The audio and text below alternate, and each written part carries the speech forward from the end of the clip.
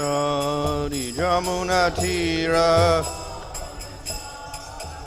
Jaya Radha Madhava Kunja Bihari Jaya Radha Hare Krishna, Krishna Krishna Hare Hare, Hare Rama, Rama Rama, Hare Hare, Hare Krishna.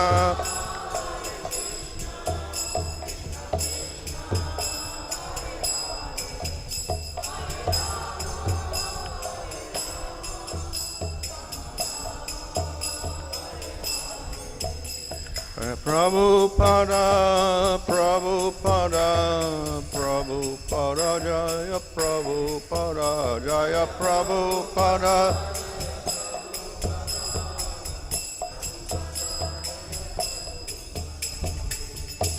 I am Vishnu Bharamang Rajikacharya Asada Sisivadesi Bhaktivedanta Swami Srila Prabhupada Ki Jai Namachar Haridas Thakur Ki Jai Prem Sagahal Sri Krishna Chaitanya Prabhu Nityananda Siya Dvaita Gadadhar Yosdi Gaur Bhakta Vrinda Ki Jai Sri Sri Radha Krishna Gopa Govida Shama Kunda Radha Kadagiri Govardhan Ki Jai Sri Vrindavan Dham Ki Jai Navatab Dham Ki Jai Ganga Jamuna Tulsi Bhakti Devi Ki Jai Ananda Koti Vaishnava Vrinda Ki Jai Samaveta Bhakta Vrinda Ki Jai Go Premanandi. All glories to some of the devotees, all glories to some of the devotees, all glories to some of the devotees, all glories to Sri Guru, all glories to Srila Prabhupada.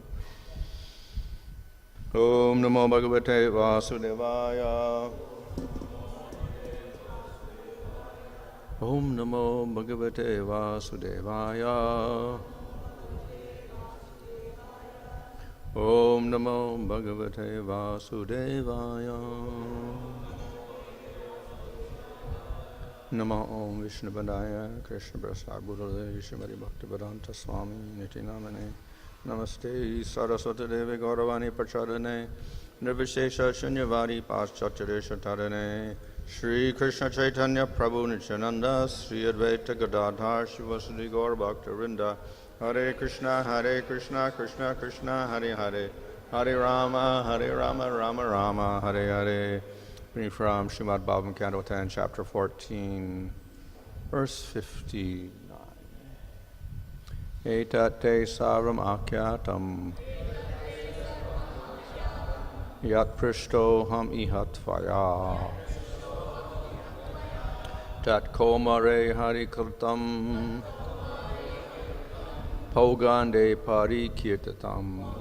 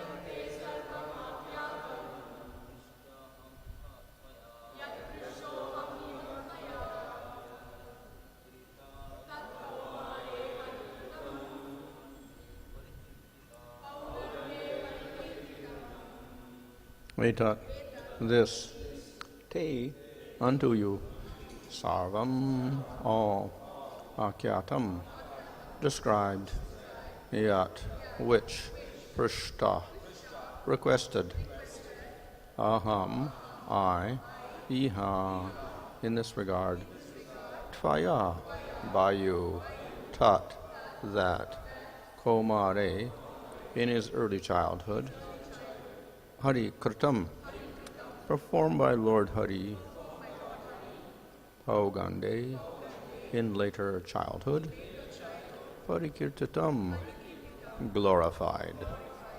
Translation, since you inquired from me, I have fully described to you those activities of Lord Hari that were performed in his 5th year, but not celebrated until his 6th. Translation: any person who hears or chants these pastimes of Lord Murari performed with his cowherd friends, the killing of Aghasura, the taking of lunch on the forest grass, the Lord's manifestation of transcendental forms, and the wonderful prayers offered by Lord Brahma, is sure to achieve all his spiritual desires. Report: according to Srila Sanatana Goswami, even one who is only inclined to hear and chant the pastimes of Lord Krishna will achieve spiritual perfection. Many devotees seriously engaged in propagating Krishna consciousness are often so busy that they cannot chant and hear the pastimes of the Lord to their full satisfaction. However, simply by their intense desire to always chant and hear about Lord Krishna, they will achieve spiritual perfection. Of course, as far as possible, one should actually vibrate these transcendental pastimes of the Lord.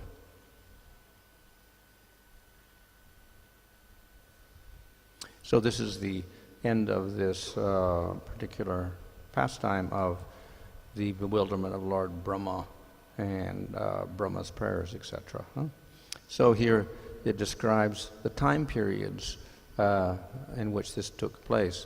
The first part took place in the Kaumara period, which is from birth up until the end of 5 years old, in which Krishna is a baby and he gradually begins to grow. And the prominent rasa is Vatsalya rasa. So up until now, a lot of the pastimes were concerned with Mother Yasoda and Nanda Maharaj and Krishna, such as the Damodar pastime. Of course, it is natural that the parents are very attached to the child when he is very small because he is unprotected. So they have to do everything and serve the Lord in different ways, like feeding him and dressing him and taking care of and protecting him, etc. And they worry about his welfare a lot. So this is a very suitable time for Vatsalya to manifest. And we see that this is what takes place in the material world as well. As the children grow older and older, the relationship changes somewhat. And when they're grown up, obviously, it's not the same between the parents and the children. But when they're particularly small, this is when the relationship is very intense. That is called the Kaumara period, which literally means the very baby period.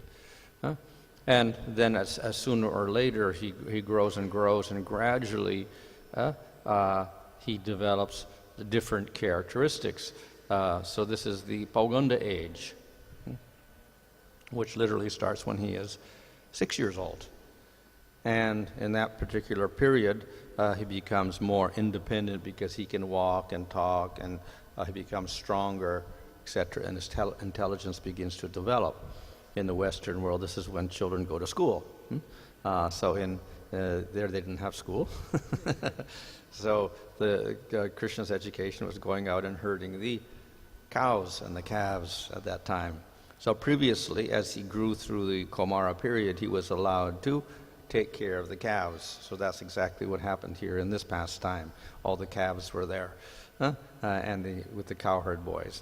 But when he reaches the Pauganda age, then he's allowed to take care of the cows also. So previously, the elders were taking care of them, but when Krishna got older, then the older children were allowed to take care of the cows and the calves because they were more responsible at that time.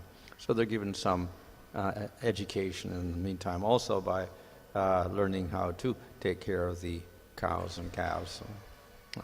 So every day they would go out in the fields, and then they would come back in the evening. So this is their so-called duty, so to speak. But this was their opportunity for playing. So this is one of the characteristics of the Pauganda period. The children like to play with each other. When they're very young, generally they're not so conscious of other persons, and it's only the parents that are playing with them, whatever. And when they get older, then they develop friendships and they're playing with their friends a lot. So this happens in this period. And this lasts until Krishna is 8 years old. Of course, in normal world, it goes longer than that, up to 12 or so, but here it ends at 8 when he enters his Kaishor period. So this Poganda period is dominated by Sakyarasa, in which he plays with the other cowherd boys his age. And after this point, we'll see there is many descriptions of Krishna playing in the fields, etc., until chapter 29, when he goes into Kaishor period.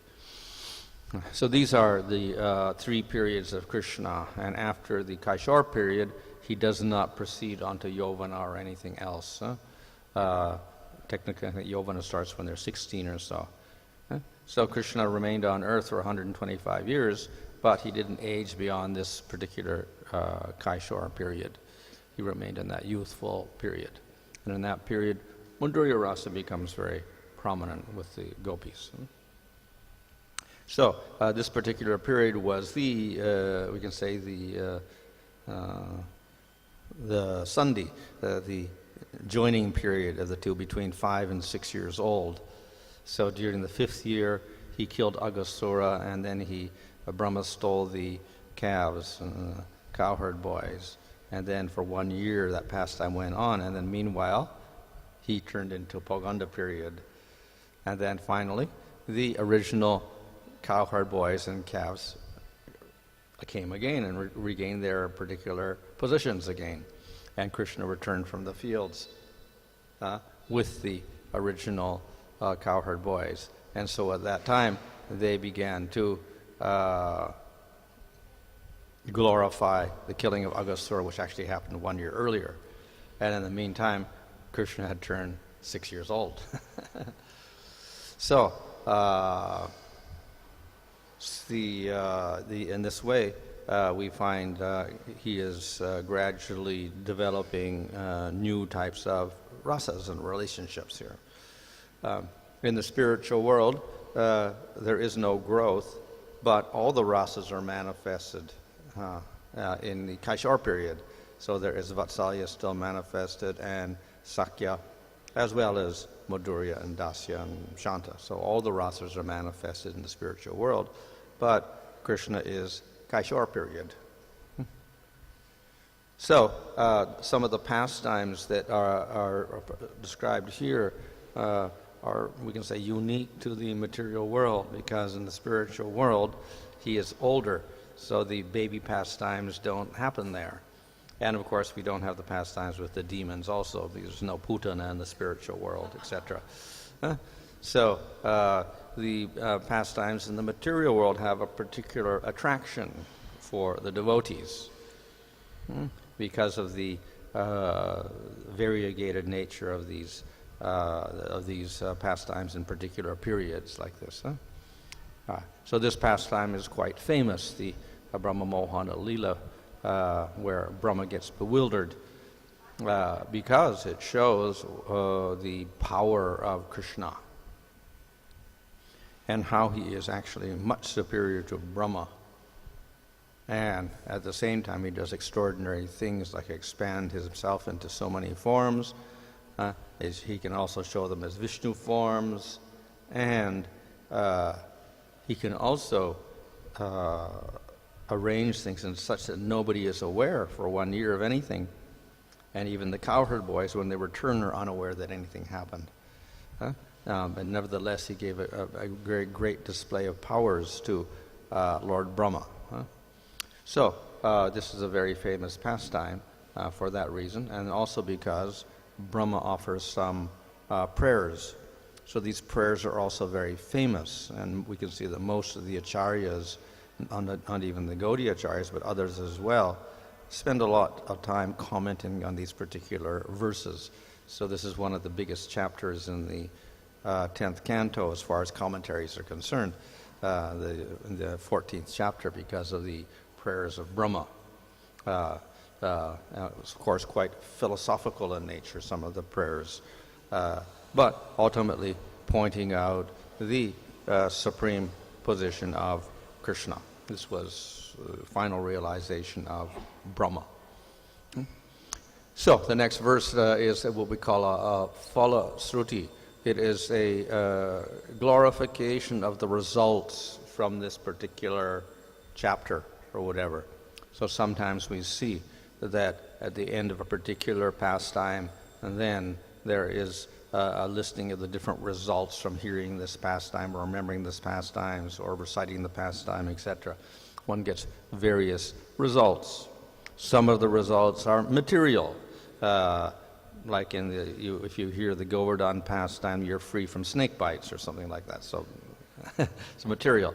Or one can get a good position or whatever. But ultimately, these are only lures for people who are less advanced. So the real benefit of hearing these pastimes ultimately is we develop more attraction for the Supreme Lord. So of this particular, the glorification does not mention specific material benedictions. It just says that all your desires are fulfilled. So material or spiritual desires are fulfilled by hearing or chanting, reciting the pastime. Either way, one gets very, very wonderful results from these chapters. So of course, this applies to the whole of the Bhagavatam, particularly the 10th canto. We get wonderful results, which are spiritual in nature, because Bhagavatam is non-different from the Supreme Lord. So definitely we get spiritual results. But particular pastimes, of course, have particular attractions as well. So these particular chapters, as I say, are quite famous because they illustrate the supreme position of Krishna in relation to everyone else, including the other forms of the Supreme Lord, like Vishnu. So quite valuable. So just to hear them is wonderful because we can appreciate the powers of Krishna. But as well as that, we have the philosophical content of the chapters. They present a lot of knowledge, and they distinguish the different entities, including the forms of the Supreme Lord, from everything else, and even from Brahman, etc. So we get also a philosophical presentation within these chapters. So that's also very valuable for the devotees. But, of course, ultimately, the attractive nature of Krishna does not depend upon philosophy, but it depends upon his response to his various devotees and how he treats his devotees. So that is also within this pastime, because we see that one of the reasons why Krishna did this was so that he could satisfy all of the elder cowherd people by becoming their child, because that was their desire. So he fulfilled their desire, and they were very blissful during this time because Krishna became their child. And there was no other way that this can be done, because Nanda and Yasoda are eternally the parents. So how can they be the parents also? They cannot take the place of Nanda and Yasoda. So this was a very clever way in which Krishna was able to fulfill that desire. They didn't have to take the place of Nanda and Yasoda, but Krishna himself took the place of the cowherd boys, which is astonishing. And he did it not with one, but he did it with all of them. So it's described that the number of cowherd boys was asankhya, which in one sense means unlimited, uncountable. But then there's another definition of asankhya, and I think it's something like 1 billion times 1 billion times 1 billion times 1 billion. So that was the number of cowherd boys. So then Krishna expanded himself into all those cowherd boys, which we can't even imagine the number, what to speak of expanding all in the forms of each cowherd boy, which was different from everyone. Each cowherd boy was different from the others, and he expanded himself exactly into all those different forms. And he did it not for a short time, but he did it for 1 year. And he did it in such a way that no one could distinguish it. And even the cowherd boys didn't know what was happening afterwards. So it shows the extraordinary nature of Krishna, that with no effort at all he can do what is impossible for anyone else. And of course, the main element here is he satisfied the elders, the cowherd people, by becoming their child. And it's explained in these last verses how they develop more attachment to their child in this time, even though they were unaware that it was Krishna. Because it was Krishna, they developed great love for him. So their love for Krishna increased. It's also explained that simultaneous, their love for Krishna, not as the cowherd boys, but as Krishna himself, also increased. So both ways. They increased their attraction for Krishna, and they increased their attraction for their children, who were also Krishna. So in this way, due to that, they derived greater and greater bliss. So Krishna satisfied his devotees through this pastime. And of course, the cowherd boys, of course, disappeared completely for 1 year. And Balaram, meanwhile, he was not there when the incident took place, but he came back later on. So even he was unaware that anything has happened. So Krishna did this because if Balaram was aware, then he would miss the actual cowherd boys and pastimes with the cowherd boys. So Krishna covered that up, and in this way, he didn't feel any disruption of the pastimes also. So even for Balaram, he made things so that nothing was noticeable at all. And as far as Lord Brahma was concerned, then he also, of course, Brahma was in one sense an offender. But we see that through this pastime, Brahma also developed great bliss because he began to appreciate Krishna and Vrindavan, and he began to appreciate the people of Vraja, that they are the highest devotees. So he appreciated this type of relationship, which he had not previously understood. So Brahma also developed higher bliss through this incident. So in this way, Krishna bestowed the benediction of more intense and sweeter prema to all of these individuals. So for the devotees, that is maybe you can say the greatest benefit of this pastime. Those who directly were participating got great bliss. And this illustrates Krishna's great mercy and generosity towards the devotees, that he's always willing to do the most impossible things to increase the bliss of the devotee.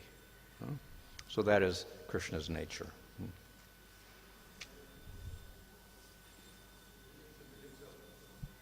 Cows and boys.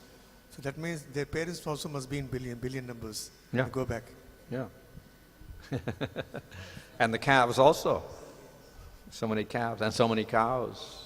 So Maharaj, then how is it possible? It's like something like, all that is spiritual, because there are million and billion of cowherd boys and gopis also, but Krishna is only one.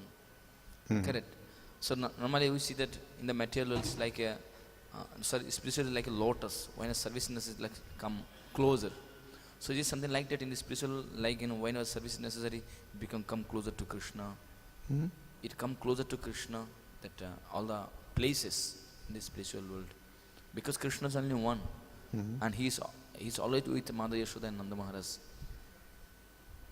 So then how are that? Because they are so far. Well, that's a material conception of distance, etc. Because, of course, we can say, well, how can so many billions of people fit in Vrindavan, which has got a limitation like that? It'd have to be bigger than the whole world. Population of the world is less than the population in Vraja, which is, a very small place. So it is possible because the spiritual realm and even the Vrindavan of the material world are unlimited by nature. And because they're unlimited, that means that distance and things are also meaningless. They don't have any meaning at all.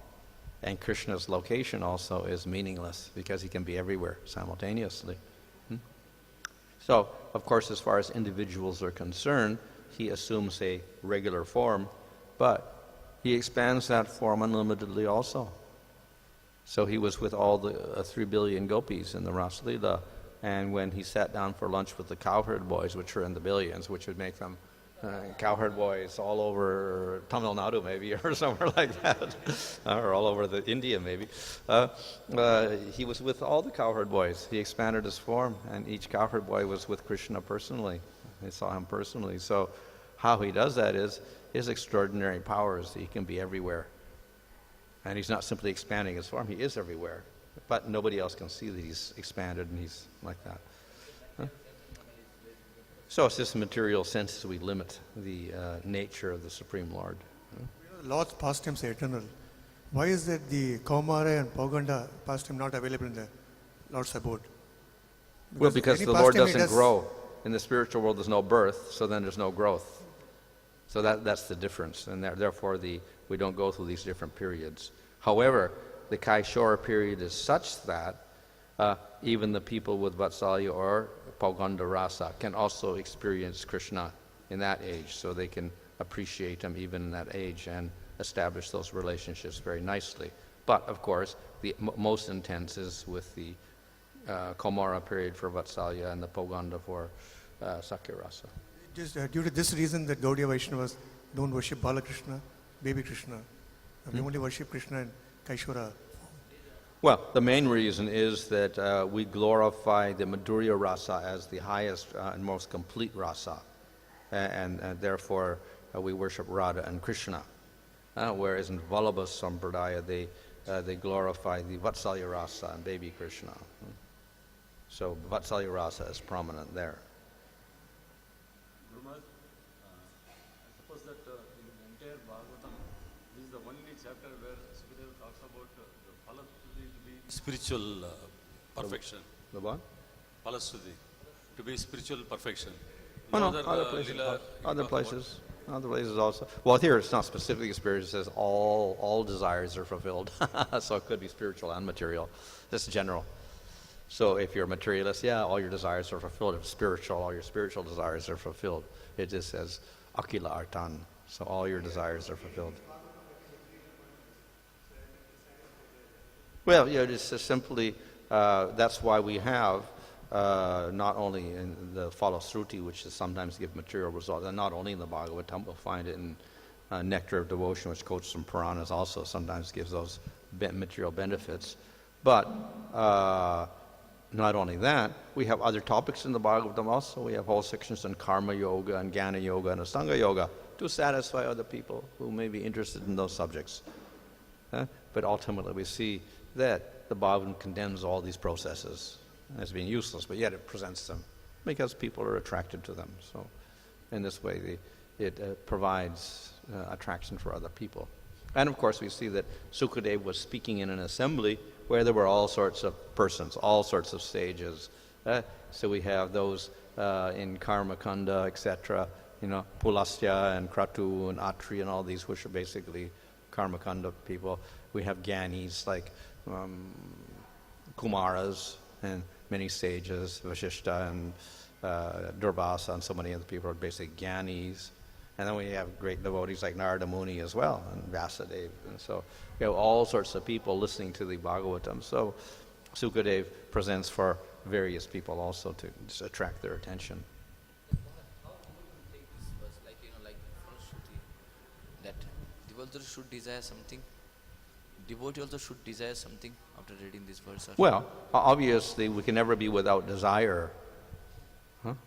So the desire of the devotee is to please Krishna. That's a desire, but it's a desire not for the self.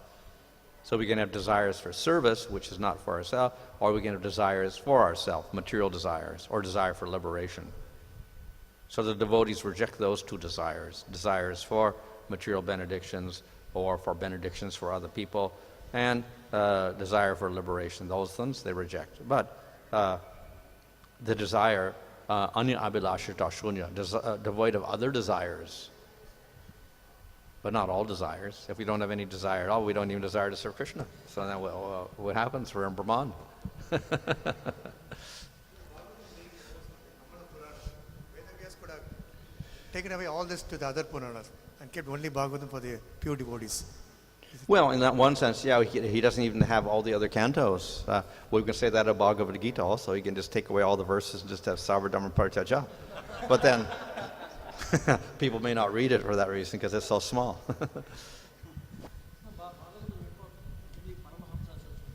Huh? Yeah.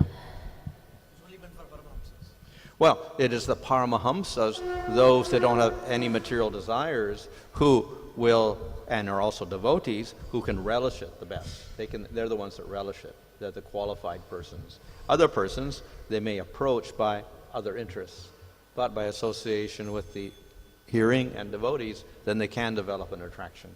And then they give up their other desires. Hare Krishna Maharaj, there are two questions, Maharaj. If we see the life of Lord Chaitanya, initially he would hear even hundreds of times the pastimes of Dhruva Maharaj and Prahlad Maharaj. Yeah. But in the Ante Leela, we see that so much he is remembering the conjugal pastimes of the Lord. Does that show that how do we graduate through Srimad Bhagavatam? Yeah. Well, of course, in the, I think Vishnu's commentary itself, he says that the devotees accept the whole of the Bhagavatam.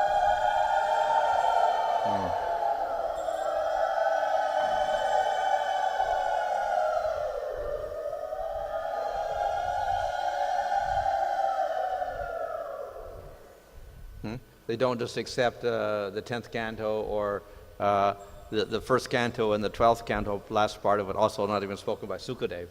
So then we can say, well, we won't read the first canto and the last part of the 12th canto also, because it's not even Sukadev. But he says, no, we accept the whole Bhagavatam, all 12 cantos we accept as the Bhagavatam, and we hear it, we read it.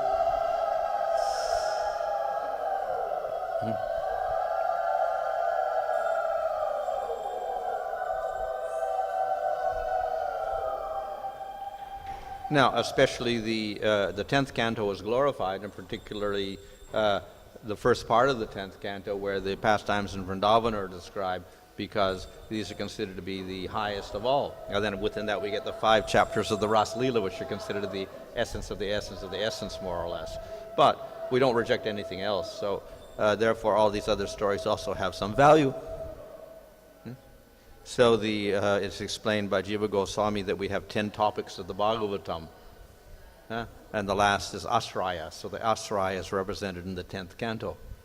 But then the other cantos represent, of course, the other subjects like Sarga, Visarga, Sthiti, etc., which are supporting the 10th canto. So they show how Krishna is the Asraya, because he extends himself into the material world and causes creation, maintenance, destruction, etc., and enters into the material world and spreads bhakti through the Manvantara, Manus, and other persons, avatars, etc. So the devotees that relate all of these things back to Krishna. So we have Krishna, and then by explaining the other forms of the Lord, we can also see how Krishna is complete. And the others, they have pastimes, but they don't show the same qualities, etc. So we can understand how Krishna is complete also by hearing these other pastimes in the other cantos. Maharaj, do we also understand from this that first the power aspect of the Lord or the Aishwarya aspect of the Lord should be understood to access the Madhurya aspect, which actually comes with spiritual maturity?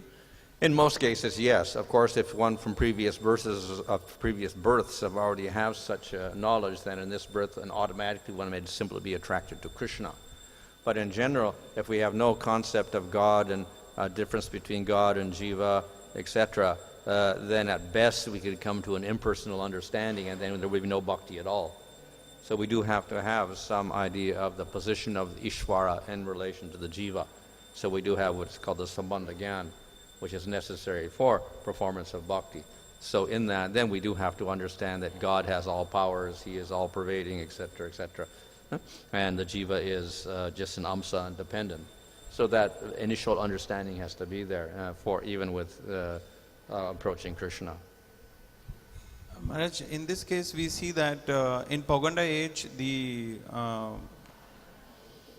friendly relationship with other is prominent, but at the same time Aghasur pastime happened and Krishna started going out with his cohort boyfriends in the previous age itself. Yeah. So I said this is like a Sandhi period, transition period, can we say, between. Just as even with yugas, there's a transition period between Kali Yuga and Satya Yuga, or between Dwapara Yuga and Treta Yuga, etc. There's a little bit of a mixture in those periods of the two things. So obviously nothing is static. So some of the Sakya is going to manifest within the Komara period, later Komara period. But the first part of the Komara period, he's just lying there in bed. So obviously he can't relate to anybody except his parents at that time. Later on he begins to establish slight friendships or whatever, and then he begins to walk and everything like that. And of course Balaram is also walking at the same time, and then they develop more and more relationships as they grow. But so it's a gradual. The emphasis is on rasa. It's a gradual shift. In one sense, Brahma is considered to be an offender in the beginning stage, and later he had a greater appreciation. Is that the general case or not necessary? It depends. Yeah, this of course is also an arrangement of the Supreme Lord, so it's a special case at that as well. So simply because then if one becomes a greater appreciator of the Lord through offense, everyone will commit offenses. But that's not the case. Some people don't survive the offense and they become worse as a result. So it's not just everybody recovers.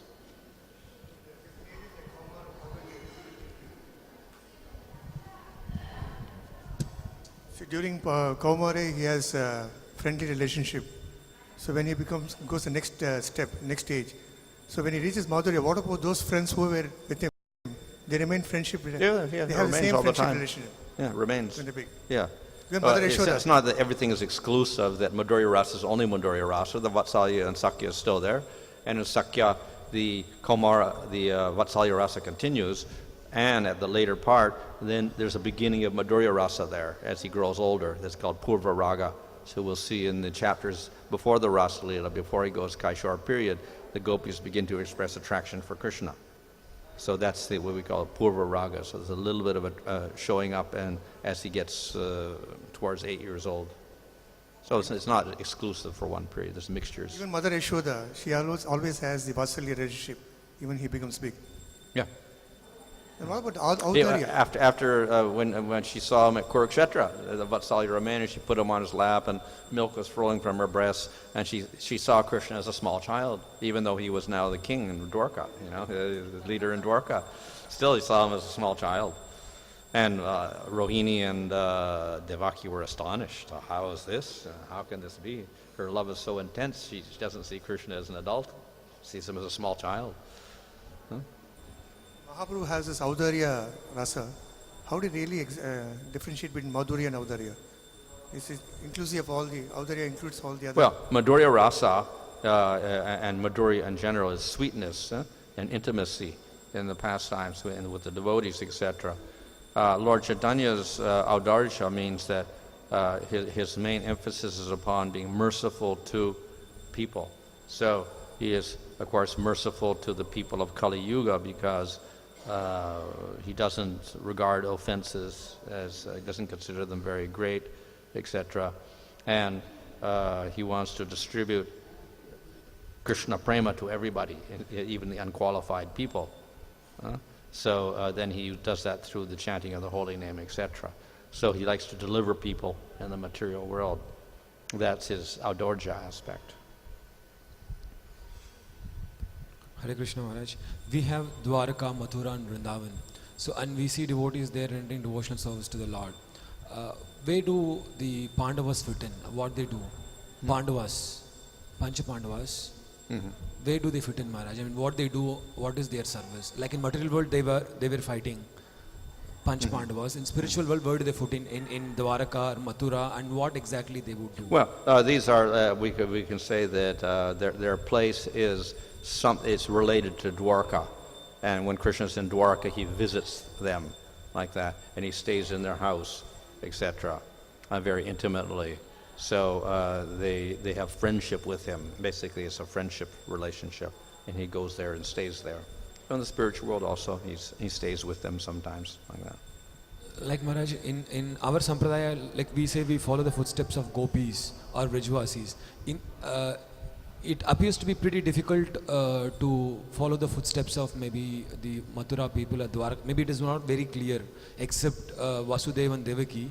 Maybe it's pretty difficult to grasp the mood of their service to the Lord. Well, this Raganuga is following the footsteps of the Brajabasis, but that doesn't exist for Mathura Dwarka. There's no Raganuga there at all. Like then if somebody wants to have devotional service in the mood of Aishwarya, I mean, like how do, what? So you worship the persons in Mathura or Dwarka as part of the, and you worship like them, and like Vasudeva and Devaki and the pastimes in Dwarka, etc. You listen to those pastimes and whatever. Or you worship deities of Krishna and Rukmini or something like that. Huh? And then one goes in that direction and develops that particular type of realization.